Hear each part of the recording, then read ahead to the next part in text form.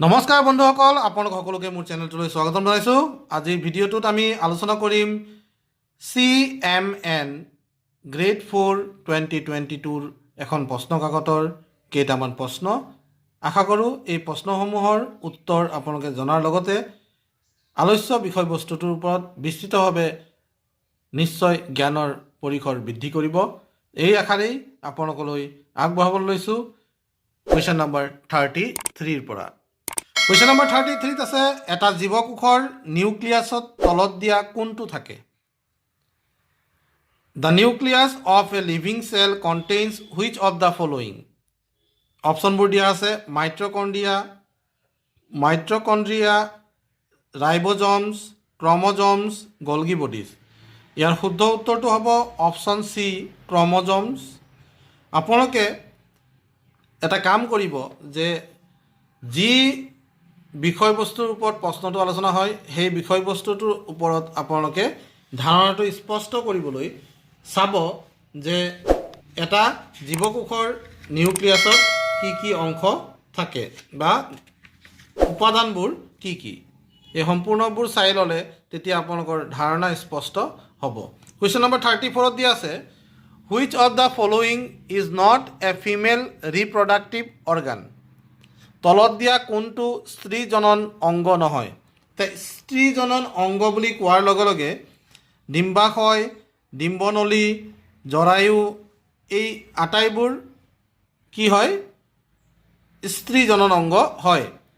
ডিম্বনলীটোক কোৱা হয় ফিলোপিয়ান টিউব, ডিম্বাশয়ক কোৱা হয় অভেৰী আৰু জৰায়ুক কোৱা হয় ইউটেৰাছ, আৰু স্তন বা ব্ৰেষ্ট স্ত্ৰী জনন অংগ নহয়। অপশ্যন চিটো হ'ব ইয়াৰ শুদ্ধ উত্তৰ। নেক্সট প্ৰশ্নটোত আছে, তলত দিয়া কোনটো সঁচা? এই প্ৰশ্নটোৰ উত্তৰ আপোনালোক সকলোৱে নিশ্চয় জানে যে which of the following is true বুলি কোৱাৰ লগে লগে বাক্যবোৰ ভালদৰে পঢ়িব লাগিব। Sound can not travel through liquid. শব্দই জুলীয়া পদাৰ্থৰ মাজেৰে গতি কৰিব নোৱাৰে। এইটো সঁচা কথা নহয়। শব্দই গোটা, জুলীয়া আৰু গেছীয় এই তিনিওটা মাধ্যমতেই চলাচল কৰিব পাৰে বা গতি কৰিব পাৰে। গতিকে অপশ্যন বি, চি, এ, বি, চি এই তিনিওটাই কি হয়? শুদ্ধ হয়। শুদ্ধ নহয়, কাৰণ নোৱাৰে বুলি দিয়া আছে, সেইকাৰণে শুদ্ধ নহয়। ডি অপশ্যনটো হ'ব, শব্দই বায়ুশূন্য মাধ্যমৰ মাজেৰে গতি কৰিব নোৱাৰে। শব্দই বায়ুশূন্য অৰ্থাৎ ভেকুৱামৰ মাজেৰে কেতিয়াও গতি কৰিব নোৱাৰে। শব্দই তৰংগৰ গতিৰ থাকে, তৰংগৰ মাধ্যমেৰে গতি কৰে। গতিকে যদি তাত বায়ু শূন্য হয় তেতিয়াহ'লে তৰংগ গতি কৰিব নোৱাৰে, অৰ্থাৎ শব্দয়ো গতি কৰিব নোৱাৰিব। ডি অপশ্যনটো ইয়াৰ শুদ্ধ উত্তৰ হ'ব। নেক্সট প্ৰশ্নটো চাওক, question number 36, which of the following is a good conductor of electricity. তলত দিয়া কোনটো বিদ্যুতৰ সুপৰিবাহী? অৰ্থাৎ যিবোৰ পদাৰ্থৰ মাজেৰে বিদ্যুৎ সহজতে চলাচল কৰিব পাৰে বা প্ৰবাহিত হ'ব পাৰে সেইবোৰক বিদ্যুতৰ সুপৰিবাহী বুলি কয়, আৰু কিছুমান পদাৰ্থৰ মাজেৰে সহজভাৱে চলাচল কৰিব নোৱাৰে সেইবোৰক বিদ্যুতৰ কুপৰিবাহী বুলি কয়, ইনচুলেটৰ বুলি কোৱা হয়। গতিকে প্লাষ্টিক, ৰবৰ, কাঁচ, অপশ্যন এ, চি আৰু ডি এই তিনিওটা অপশ্যনত দিয়া প্লাষ্টিক, ৰবৰ, কাঁচ এই তিনিওটা হ'ব বিদ্যুতৰ কুপৰিবাহী আৰু তাম হ'ব বিদ্যুতৰ সুপৰিবাহী। অপশ্যন বিটো হ'ব ইয়াৰ শুদ্ধ উত্তৰ। এতিয়া আমি কুৱেশ্যন নম্বৰ 37টো চাওঁ। কুৱেশ্যন নম্বৰ 37ত কৈছে, which of the following is not a part of human eye. অৰ্থাৎ তলত দিয়া কোনটো মানৱ চক্ষুৰ অংশ নহয়, মানে চকুৰ অংশ নোহোৱা অপশ্যনটো কি সুধিছে। তো চকুত কৰ্নিয়া, ৰেটিনা আৰু লেন্স, অপশ্যন এ, বি আৰু ডি এই তিনিওটাই চকুৰ অংশ হয়, কিন্তু চকুলোটো চকুৰ অংশ নহয়। অপশ্যন চিটো হ'ব ইয়াৰ শুদ্ধ উত্তৰ। Question number 38, which of the following is not a planet of the sun. তলত দিয়া কোনটো সূৰ্যৰ এটা গ্ৰহ নহয়? বন্ধুসকল, সূৰ্যৰ 8টা গ্ৰহৰ বিষয়ে আপোনালোকে জানে। 8টা গ্ৰহ হ'ল বুধ, শুক্ৰ, মংগল, পৃথিৱী, বৃহস্পতি, শনি, নেপচুন আৰু ইউৰেনাছ আৰু নেপচুন, এই 8টা গ্ৰহ আছে। চাইৰাছ হ'ল এটা তৰা বা নক্ষত্ৰ যিটো আমাৰ পৃথিৱী পৃষ্ঠৰ পৰা ৰাতিৰ আকাশত উজ্জ্বলভাৱে দেখা যায়, যিটো নেকি সৌৰজগতৰ এটা গ্ৰহ নহয়। চাইৰাছটো হ'ব ইয়াৰ শুদ্ধ উত্তৰ। ইয়াৰ আন এটা নাম হ'ল ডগ ষ্টাৰ। চাইৰাছক ডগ ষ্টাৰ বুলিও কোৱা হয়। ইয়াৰ ৰংটো হ'ল নীলা বগা ৰং, তাৰমানে পোহৰটো নীলা বগা পোহৰ হয় তাৰ। উজ্জ্বল তৰা, এইটো ৰাতিৰ আকাশত দেখা এটা উজ্জ্বল তৰা চাইৰাছ। এইটো হ'ব সৌৰজগতৰ কি নহয়, গ্ৰহ নহয়। Next question number 39। আপোনালোকে চাওক, তলত দিয়া কোনটো এটা greenhouse gas? Which of the following is a greenhouse gas? Greenhouse gas consist of carbon dioxide, methane, ozone, nitrous oxide, chlorofluorocarbon and water vapour. তো green হাউচত কি কি গেছ পোৱা যায়? আপোনালোকে শুনিছে যে কাৰ্বন ডাই oxide পোৱা যায়, মিথেন পোৱা যায়, অজন পোৱা যায়, নাইট্ৰাছ অক্সাইড পোৱা যায়, ক্ল'ৰ'ফ্ল'ৰ'কাৰ্বন পোৱা যায় আৰু কি পোৱা যায়? জলীয় বাষ্প পোৱা যায়। এতিয়া কথাটো হ'ল, আমাৰ অপশ্যনত দিয়া কাৰ্বন ডাই অক্সাইড চি অপশ্যনটোৱে হ'ব ইয়াৰ শুদ্ধ উত্তৰ। 40 নম্বৰ প্ৰশ্নটো আপোনালোকে চাওক, which of the following is A synthetic fibre? তলত দিয়া কোনটো এবিধ কৃত্ৰিম সূতা? এতিয়া কৃত্ৰিম সূতা আৰু প্ৰাকৃতিক সূতা কোনবিলাক আপোনালোকে জানে নহয়? যিবোৰ সূতা প্ৰকৃতিৰ পৰা আহৰণ কৰা আঁহৰ দ্বাৰা প্ৰস্তুত, অৰ্থাৎ প্ৰাকৃতিক আঁহেৰে প্ৰস্তুত সূতাবিলাকক কোৱা হয় প্ৰাকৃতিক সূতা। বা ইয়াত আচলতে সূতা বুলি নকৈ ফাইবাৰ বুলি কৈছে, গতিকে আঁহ বুলি ক'ব লাগিছিলে। প্ৰাকৃতিক আঁহ হ'ল প্ৰকৃতিৰ পৰা পোনপটীয়াভাৱে আহৰণ কৰিব পৰা আঁহবোৰক কোৱা হয় প্ৰাকৃতিক আঁহ। আৰু যিবোৰ মানুহে ৰাসায়নিক প্ৰক্ৰিয়াৰ দ্বাৰা প্ৰস্তুত কৰি উলিয়াই সেই আঁহবিলাকক কোৱা হয় কৃত্ৰিম আঁহ। এতিয়া এই অপশ্যনবোৰ আছে এ, বি, চি, ডি। এই অপশ্যন 4টাত ৰেয়ন হ'ল এবিধ কৃত্ৰিম আঁহ।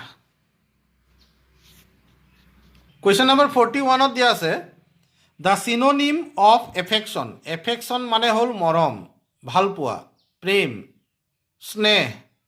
এই এফেকশ্যন শব্দটোৰ সমাৰ্থক শব্দ বিচাৰিছে চাৰ্ম, লাভ, ফেভাৰ, লাক। ইয়াৰ সমাৰ্থক শব্দ হ'ব বি লাভ। 42 নম্বৰ কুৱেশ্যনত দিছে, fill in the blank with correct form of verb to complete the following sentence. ভাৰ্বৰ শুদ্ধ ৰূপটো ব্যৱহাৰ কৰি বাক্যটো সম্পূৰ্ণ কৰিবলৈ কৈছে। He could not complete his homework properly. ইয়াত কি হ'ব? He could not complete his work properly হ'ব। গতিকে এই অপশ্যনটো ইয়াৰ শুদ্ধ উত্তৰ হ'ব। Question number 43, complete the following English proverb. ইংৰাজী জতুৱা ঠাঁচটো আমাক সম্পূৰ্ণ কৰিব দিছে। এন ডেছ এ এপল, এন ডেছ a day keeps the doctor away. তো আপোনালোকে কেতিয়াবা ডক্টৰৰ চেম্বাৰলৈ যাওঁতে চেম্বাৰৰ মুখাগতে লিখা পাব, an apple a day keeps the doctor away. B অপশ্যনটো হ'ব, প্ৰতিদিনে এটা আপেল খালে ডক্টৰৰ পৰা আঁতৰাই ৰাখে। মানে এপল হ'ল এনেকুৱা এটা ফল যিটো ফলত ভিটামিন প্ৰচুৰ পৰিমাণে পোৱা যায়। গতিকে প্ৰত্যেক দিনাই যদি এটা এটা এপল খোৱা হয় তেতিয়াহ'লে ডক্টৰৰ পৰা আঁতৰি থাকে, মানে বেমাৰ আজাৰ কম হয়। অপশ্যন বিটো হ'ব ইয়াৰ শুদ্ধ উত্তৰ। What is the opposite gender of bride? ব্ৰাইডৰ অপজিট জেণ্ডাৰ কি হ'ব? ব্ৰাইডৰ অপজিট জেণ্ডাৰ হ'ব গ্ৰুম। অপশ্যন চিটো হ'ব ইয়াৰ শুদ্ধ উত্তৰ 45 নম্বৰ কুৱেশ্যনটোত কৈছে what is the past tense of ড্ৰাইভৰ পাষ্ট টেন্সটো কি হ'ব পাষ্ট ফৰ্মটো কি হ'ব অপশ্যন ডিত দি আছে ড্ৰ'ভটো হ'ব ইয়াৰ পাষ্ট ফৰ্ম গতিকে ডি অপশ্যনটোৱে হ'ব শুদ্ধ কুৱেশ্যন নম্বৰ 46টো চাওক complete the following sentence using correct preposition শুদ্ধ প্ৰিপজিশ্যন ব্যৱহাৰ কৰি বাক্যটো সম্পূৰ্ণ কৰিবলৈ কৈছে চি হেজ বিন ৱেইটিং চিন্স 5 o'clock তাই 5 বজাৰ পৰাই অপেক্ষা কৰি আছে গতিকে প্ৰেজেণ্ট পাৰফেক্ট কণ্টিনিউৱাছ টেন্সত আছে আৰু 5 o'clock 5 বজাৰ পৰা হয় গতিকে চিন্স চি অপশ্যনটো হ'ব ইয়াৰ শুদ্ধ উত্তৰ নেক্সট প্ৰশ্নটোলৈ যাওঁ question number 47 what is a group of lions called group of lions is called pride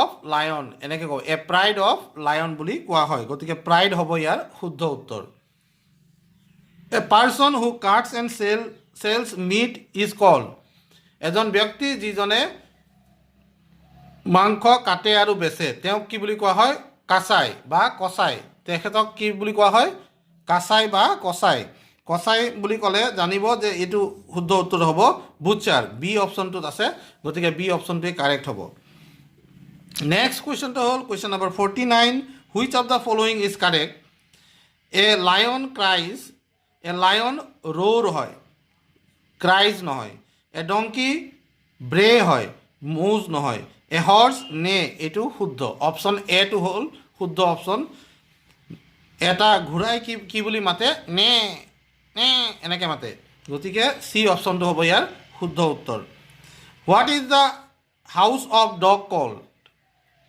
what is the house of dog called কুকুৰ ৰখা ঘৰক কি বুলি কোৱা হয় বা কুকুৰৰ ঘৰটোক কি বুলি কোৱা হয় কেনেল বুলি কোৱা হয় ডি অপশ্যনত আছে ডি অপশ্যনটোৱে হ'ব ইয়াৰ শুদ্ধ উত্তৰ তো বন্ধুসকল এয়া আছিল আপোনালোকৰ এই প্ৰশ্ন কাকতখনৰ 50টা প্ৰশ্ন যি মই 3-4টা ভিডিঅ'ৰ মাধ্যমেৰে আপোনালোকৰ মাজলৈ এৰি দিছোঁ আপোনালোকে চাব আৰু এই ধৰণৰ প্ৰশ্নসমূহৰ উত্তৰ কৰাৰ লগতে এনেধৰণৰ লিংক থকা কিছুমান প্ৰশ্ন পুনৰ চাবলৈ চেষ্টা কৰিব ধন্যবাদ